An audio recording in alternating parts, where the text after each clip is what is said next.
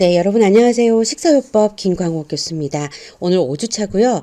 원래는 명절 바로 뒷주라서 비대면 강의가 예정되어 있었습니다. 원래는 줌으로 실시간 수업을 해야 되는데 제가 학교에서 실시간 수업이 있음에도 불구하고 저를 포함해서 어떤 회의가 있었는데 그 회의를 빠질 수가 없어가지고 여러분들이 줌 수업을 기다리고 있었을 텐데 이렇게 이 컨텐츠를 이용한 강의로 대신하도록 하겠습니다.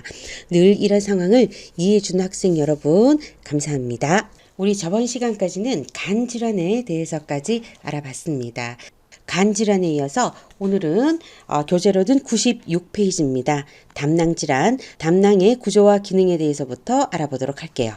자, 이렇게 PPT를 가지고 수업을 하다 보면 우리가 평소에는 교재를 보면서 정확하게 몇 페이지다, 몇째 줄이다 이러면서 공부를 하는데 PPT를 가지고 이렇게 컨텐츠로 수업을 할 때는 페이지가 조금 헷갈릴 수도 있습니다. 그리고 교재와는 이 구성이 조금 다를 수도 있어요. 그거 이해하고 들어주시기 바랍니다. 자, 먼저 담낭의 구조부터 알아볼 텐데요. 담낭은 어디에 붙어 있나요? 간에 붙어 있다라고 배웠습니다. 이 간에 붙어 있는 담낭은 간에서 만들어진 담즙을 보관하는 그런 역할을 하고 있습니다. 자, 요 내용은 그 다음 그림을 보면서 이해를 하면 되겠고요. 자, 요 내용 볼게요. 간에서 생성되는 담즙은 하루 500에서 1000ml 정도의 수준이며 담낭에 저장되는 동안 농축된다라고 했어요. 그러니까 담낭에서 하는 가장 큰 역할은 농축이다 라고 생각할 수가 있겠죠. 담즙에는 소화효소 자체는 없습니다. 그렇지만 하는 일은 지방을 가수분해시키는 리파제의 작용을 돕습니다. 어떻게 돕나? 이 리파제는 기름 성분이 아니에요. 수용성 성분이죠.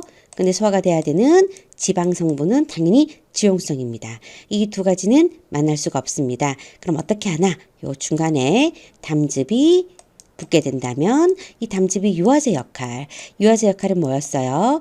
수용성과 지용성을 양쪽 끝에 각각 연결해서 이 두 가지가 섞일 수 있도록 해주는 게 바로 유화제였습니다. 담즙은 유화제 역할을 해서 지방을 가수분해시키는 리파제의 작용을 돕는다라는 게 역할이었습니다.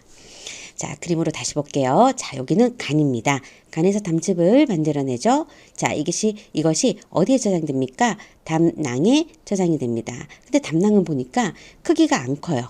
자, 왜 그런가? 만들어진 담즙이 여기에서 한 10배가량 농축이 된다라고 했습니다. 농축이 되어서 어디로 분비되나? 이 파란색, 초록색 관을 따라가 보니까 네, 이렇게 12지장으로 연결되는 것을 볼 수 있습니다. 그러면 담낭에서 담즙이 분비돼요. 그리고 이 췌장에서 리파제를 분비해요. 그럼 이것이 이 12지장 안에 있던 지방 성분의 음식물들과 섞인 다음에 소화가 되도록 해주는 그런 역할을 하겠죠. 그래서 담낭의 위치와 역할은 자, 이런 것이다 라고 그림에서 보시면 돼요. 자, 담즙의 기능을 요약해서 보도록 하겠습니다. 담즙의 기능은 첫 번째, 지질을 유화시킨다. 그리고 이 지질의 유화, 그래서 지질의 지방을 소화시키게 되니까 지용성 비타민의 흡수를 돕게 하죠. 그리고 이 담즙은 대변이 잘 나오도록 하는 그런 역할도 하고요. 그 다음에 위에서는 내용물이 강한 산성으로 넘어오겠죠. 자, 중화한다라고 되어 있습니다. 그럼 담즙은 pH가 어떻게 될까요? 담즙은 알칼리 성분이에요. 그래서 이 두 가지가 만나게 되면 이제부터는 중화됩니다. 그럼 위에서 음식물은 산이었어요. 자, 12지장을 거치게 되면 그때부터는 중성이 된다. 이렇게 알 수가 있죠.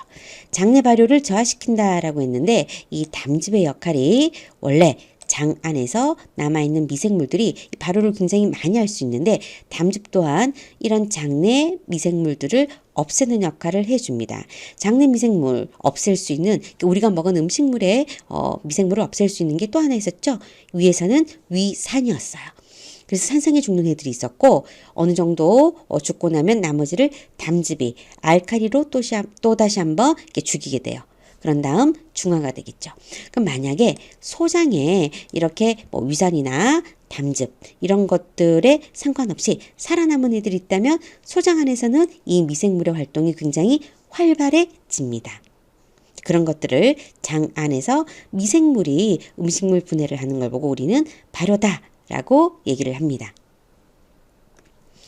자, 첫 번째 담낭 질환으로는 일단 모든 병의 시작은 염증이다 라고 배웠어요. 우리가 위를 배울 때도 위염부터 시작했고요. 간에서도 간염부터 시작을 했습니다.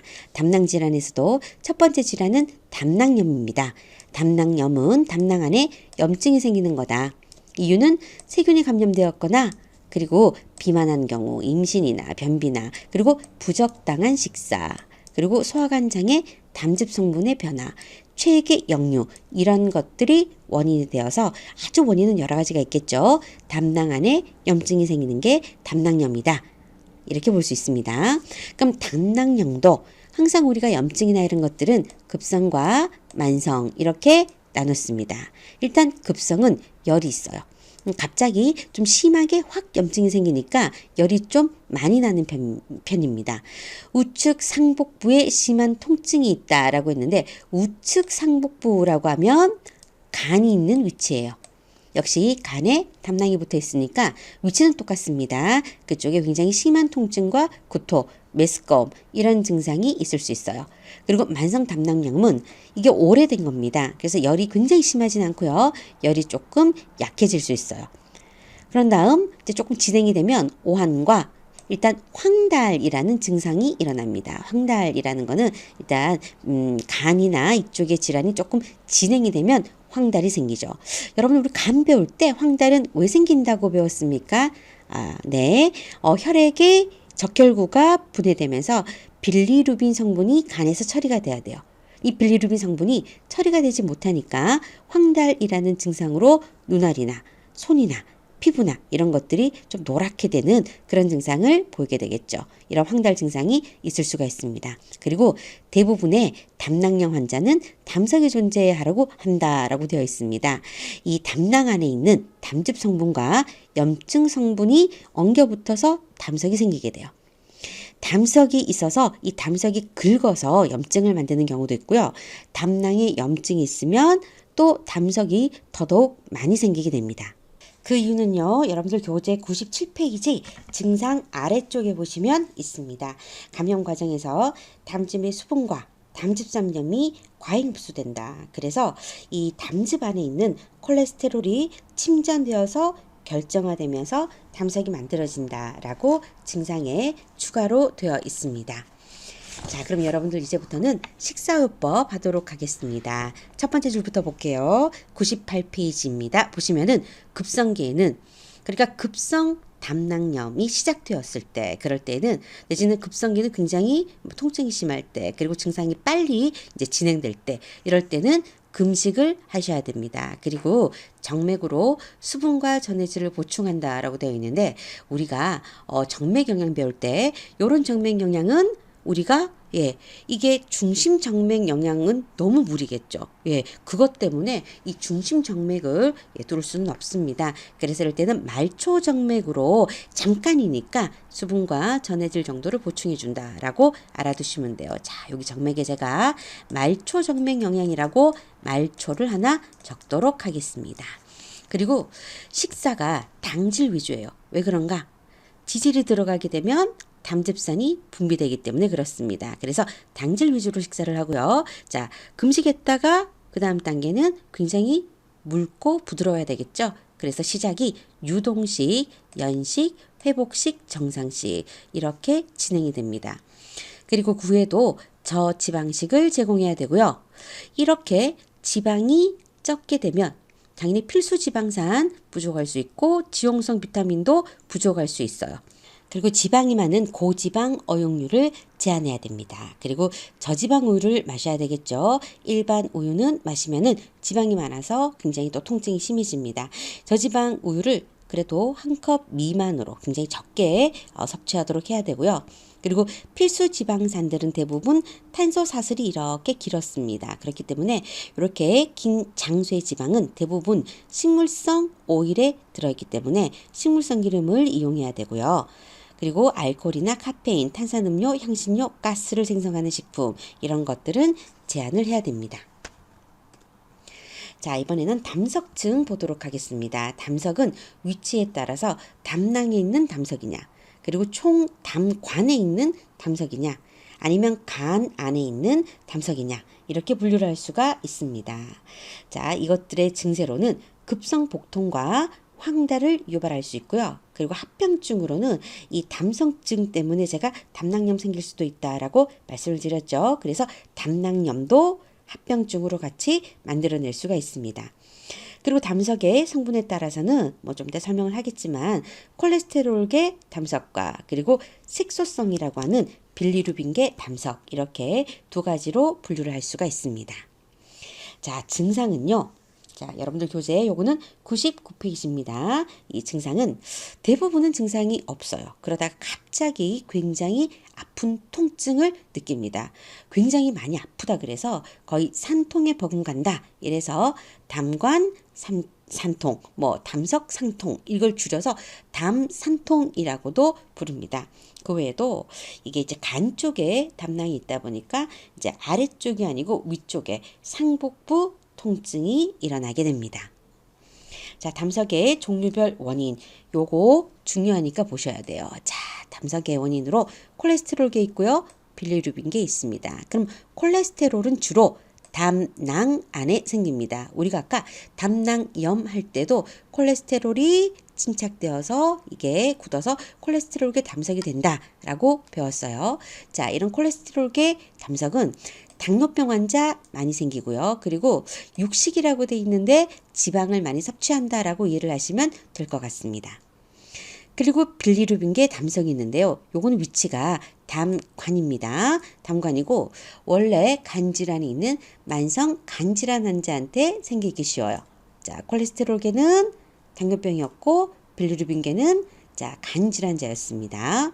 이 빌리루빈계 담석은 이 빌리루빈 성분과 칼슘이 만나서 결석을 만드는 겁니다. 그리고 이 두 가지의 혼합형인 혼합형 담석도 있을 수 있어요. 자, 그러면 담석증의 식사요법은 어떻게 되나? 식사요법, 통증이 있거나 급작스런 발작, 그래 급성기라고 했죠? 이럴 때는 금식을 해야 돼요. 그러다가 똑같이 유동식, 연식, 정상식 이렇게 점점 굉장히 묽은 식사에서 정상식으로 이행을 하다가 에너지가 적은 저에너지식으로 공급을 해야 됩니다. 당연히 기름기가 많은 어육류, 햄, 소세지, 베이컨 이런 것들은 금지가 돼요. 이렇게 지방 성분을 줄이게 되면 당연히 저에너지식으로 될 수밖에 없습니다. 그리고 조금 안전한 게 당질이었어요. 그래서 고당질식으로 공급을 해야 되고 비타민과 무기질이 부족하지 않도록 보충을 할 수 있는 그런 식사를 구성해야 됩니다. 자극이 적은 식품을 공급해야 되고요. 단백질은 이 단백질 자체는 원래 담즙 분비를 촉진하지는 않습니다. 그리고 염증이 있을 때는 우리가 공부할 때 항상 염증이 있으면 단백질을 충분히 먹어야지만 그 염증이 뭐 나을 수 있다라고 공부를 했죠. 그래서 단백질은 정상 수준으로 공급을 하셔야 돼요. 그리고 지방은 섭취할 경우 담즙을 분비해서 지방은 담즙을 분비하게 해서 통증을 유발하기 때문에 이미 유화된 형태를 사용하게 되면은 괜찮습니다. 그래서 유화된 형태를 쓰려고 하다 보니까 중쇄지방이나 MCT, 이 M이 미디움 체인 트리글리세라이드예요. 이런 것들을 이용할 수가 있습니다. 자, 장쇠의 지방산은요. 반드시 유화제 성분이 있어야지만 소화효소하고 섞일 수가 있어요. 그렇지만 길이가 좀 짧은 지방산, 그러니까 중쇄, MCT 오일 이런 것들은 굳이 유화제가 없어도 소화효소랑 섞여서 소화를 할 수가 있습니다. 그래서 좀 길이가 짧은 지방을 이용해 주는 게 좋습니다. 자, 이렇게 들어보니까 담낭염과 거의 식사요법이 똑같아요. 그러면 담낭질환은 담낭염, 담석증의 식사요법 이거 구분할 필요 없이 거의 같게 보면 됩니다. 그러면 일단 통증이 있을 때는 뭐였죠? 금식이었죠. 그럼 바로 식사하나요? 아니죠. 부드러운 식사에서 점점 정상식으로 가야 되고 지방 성분을 굉장히 줄여야 된다. 이게 중요했어요. 이렇게 지방을 줄이면서 에너지를 공급해야 되니까 당질은 많이 줄 수밖에 없었고요. 단백질은 너무 많이 줄 필요는 없지만 정상적으로는 줘야 된다. 그리고 또 걱정되는 부분은 지용성 비타민이나 이런 것들이 좀 부족할 수 있다. 그리고 담낭염에서도 지용성 비타민도 부족할 수 있지만 필수 지방산이 부족할 수 있다. 그래서 그런 것들을 유의해야 된다라고 공부를 했습니다. 여기까지 담낭 질환이었습니다. 자, 이제부터는 췌장 질환 가도록 하겠습니다. 췌장의 구조와 기능 나오는데요. 아까 그림에서도 봤던 것 같아요. 자, 간 아래쪽에 그리고 십이지장 요 사이에 있는 게 바로 췌장이었습니다. 주로 하는 일은요. 효소를 분비하면 우리는 이것을 갖다가 외분비라고 했습니다. 그리고 호르몬 같은 경우에는 내분비였어요. 그래서 이 췌장은 소화효소도 분비하지만 인간에게 필요한 호르몬도 분비한다. 요것이 췌장이 하는 중요한 역할이었습니다. PPT에는 나와 있지 않지만 우리가 교재 100페이지 아래쪽을 보면 췌장에서 분비되는 소화효소에 대해서 나와 있습니다. 어떤 게 있는가 하면 당질을 분해하는 효소인 알파 아밀라제, 그리고 단백질 가수 분해 효소인 트립신, 키모트립신, 카르복시 펩티다제, 그리고 지질 가수 분해 효소 리파제, 이런 것들이 나옵니다. 그러니까 당질, 단백질, 지질 모두의 소화 요소가 나옵니다. 자, 알파 아밀라제 한번 짚고 넘어갈게요. 여러분, 알파 아밀라제는 당질을 어떻게 잘라주는 거였습니까? 끝에서부터 메가당 단위로 2개씩 자르는 거였나요? 무작위로 자르는 거였나요? 알파 아밀라제는 무작위로 중간중간에 탄수화물을 잘라주는 그런 효소였습니다. 자, 그런 다음 또 그 아래쪽을 보면은요. 또 췌장에는 아까 방금은 외분비 역할을 하는 소화효소에 대해서 얘기를 했고요. 이제는 내분비 역할을 하는 호르몬을 분비하는 역할에 대해서 보도록 할게요. 췌장의 랑게르한스섬이라는 부위에서 혈당 조절을 하는 호르몬이 분비됩니다. 이 랑게르한스섬 알파세포에서는 글루카곤이 분비되고요. 이 분비되는 글루카곤은 혈당을 상승시켰습니다. 그리고 베타세포에서는 인슐린이 분비돼요. 인슐린은 혈당을 낮춰주는 역할을 하죠. 그리고 이걸 중재하는, 그래서 알파를 활성화시킬 것인가 베타를 활성화시킬 것인가, 이런 역할을 하는 게 바로 소마토스타틴이라는 호르몬도 있습니다. 그래서 췌장에서는 총 3가지 호르몬이 나옵니다. 조절하는 거 소마토스타틴이죠. 혈당을 올리는 거 요거 글루카곤입니다. 혈당을 낮추는 거 인슐린입니다. 이렇게 내분비 역할을 하는 호르몬 분비의 역할도 하고 있습니다. 자, 위치를 다시 한번 보면, 자, 12지장이 있고요. 자, 여기 췌장이 있습니다. 췌장에서 그리고 요 사이에 보면 초록색으로, 이게 담즙이 초록색이라서 담관이나 담낭은 자꾸 초록색으로 그려요. 이 총 담관이 이렇게 지나가면서 결국은 이 12지장으로 담즙도 분비되고 췌장에서 만들어내는 소화효소도 분비되고 그렇습니다. 앞서 봤던 그림과 거의 일치하죠? 자, 첫 번째 질환으로 급성 췌장염입니다. 자, 모든 질환은 대부분 염증으로부터 시작됩니다. 그래서 췌장에 염증이 생기는 췌장염, 그 중에서도 급성을 배우고 그런 다음에 만성을 배우겠죠. 자, 급성 췌장염은 왜 생기나요? 자, 요 원인 자가 소화로 발생한다. 왜? 췌장 조직에서는 소화효소가 나옵니다. 소화액이죠. 이 소화액이 역시 췌장도 인체 조직이면서 단백질 등으로 이루어져 있습니다. 그래서 소화효소에 의해서 그 자신이 저절로 소화가 될 수가 있습니다. 그럼 이 자가소화는 왜 일어나나? 알코올을 이 중독까지는 뭐 안 그래도 되고요. 급성으로 알코올을 많이 마신다거나 내지는 바이러스 감염이나 그리고 지방을 너무 과잉 섭취했다거나 이럴 경우 이 췌장액이 췌장 안에서 활성화되어서 췌장 자체를 자가소화시킬 수도 있습니다.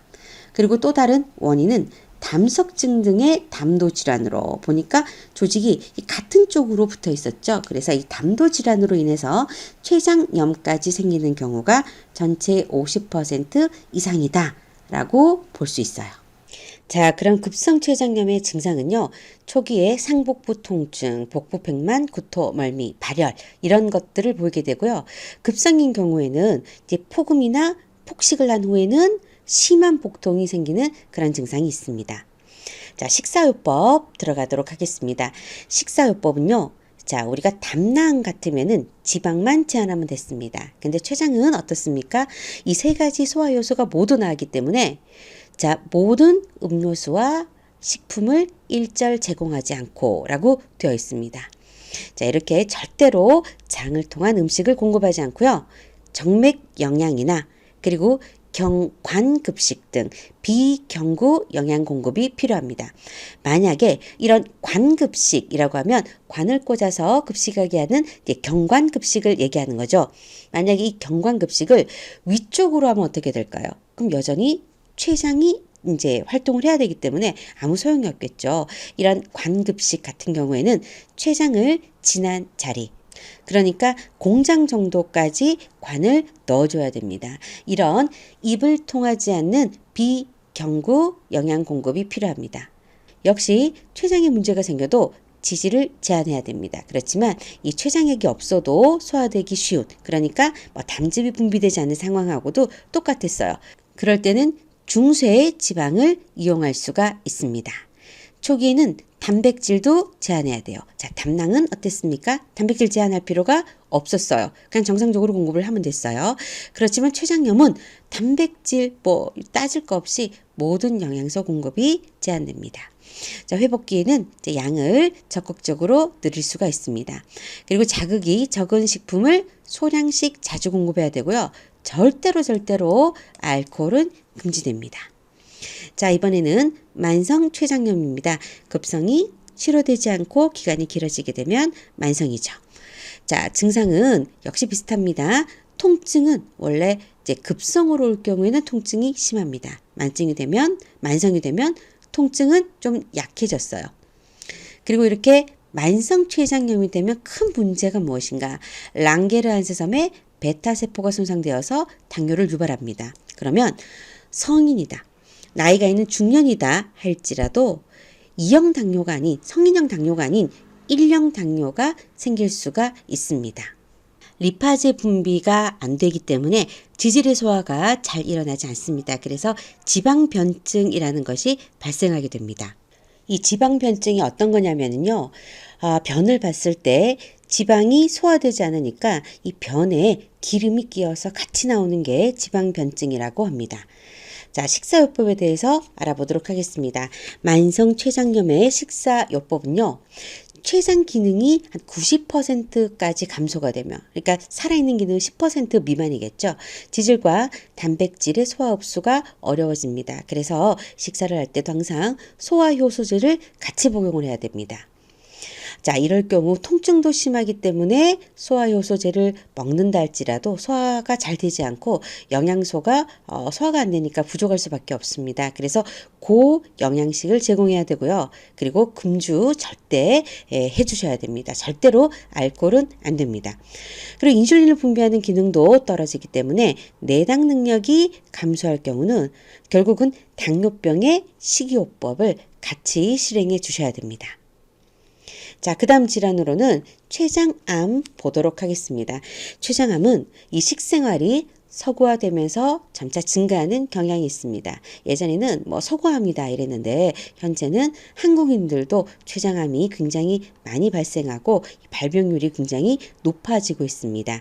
흡연이나 그리고 기름기 많은 육식, 커피, 음주, 그리고 스트레스 이런 것들이 췌장암의 원인이 됩니다. 증상으로는 처음에는 췌장암의 증세는 크게 나타나지 않습니다. 그러다가 점차 복통을 느끼고 이 소화가 잘 되지 않기 때문에 소화 흡수 기능이 떨어지기 때문에 체중이 감소합니다. 종양이 커지게 되면 이 담관을 압박하게 돼요. 그러면은 이 담즙이 빠져나오지 못해서 이 담낭 안에 갇혀 있기 때문에 생기는 폐쇄성 황달이 생기게 돼요. 그리고 굉장히 심한 통증이 앞쪽이 아니고 등 쪽으로 굉장히 아프게 됩니다. 자, 췌장암의 치료는 수술을 통한 제거받게 되지 않고요. 그래서 췌장암 환자의 생존율은 매우 낮은 편이다. 이렇게 볼 수가 있죠. 자, 췌장암의 식사요법은 무조건 소화시킬 수 있는 기능이 떨어지기 때문에 에너지나 열량이나 다른 영양소들을 잘 공급을 해야 됩니다. 그래서 고에너지식, 고비타민식으로 공급을 해야 되고요. 식사를 입을 통해서 경구적으로 잘 하기가 힘들 경우에는 경구적인 영양 지원을 실시할 수 있습니다. 부분 정맥 영양을 이용할 수도 있고요. 그리고 관을 이용해서 이제 음식을 넣어주는 경관급식을 같이 추가적으로 이용할 수도 있습니다.